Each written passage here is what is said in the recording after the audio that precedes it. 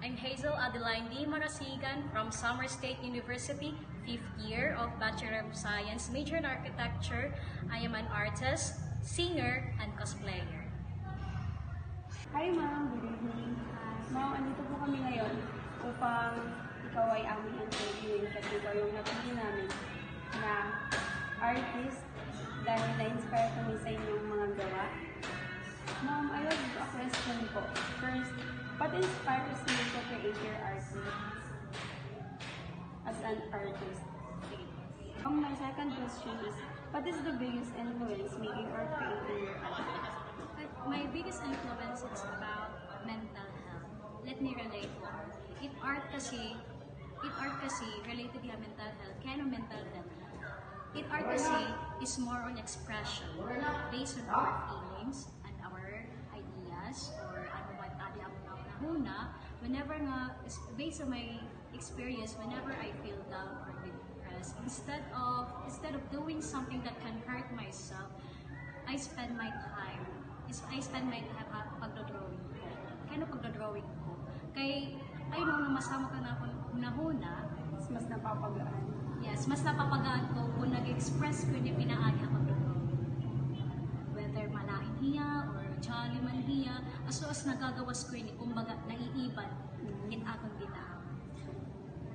Third one is, how do you handle criticism and feedback? Actually, criticisms and feedback, medyo masakit para ako.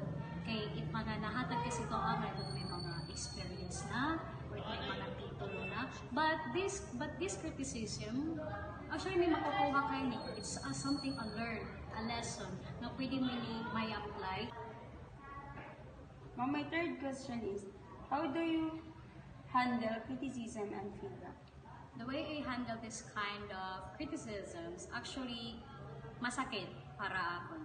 Kahit nagayakan kasi niya ako, it may mga experience, it mga nakikilala na, mga sikat na nga artist, it may mga titulo.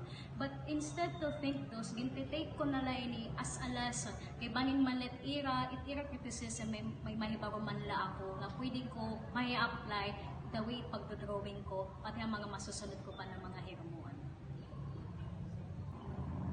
Fourth question is, how do you define success as an artist? Success for an artist, for my opinion lang po, as a successful is diskarte, connection, and audience impact. Diskarte, kay nagimo ka kasi para makilala ka mga tao pinaagi ng mga art. Ikaduha, connection. Mamimiling ka connection ng mga tao ito't may mga titulo na para mapakilala ka.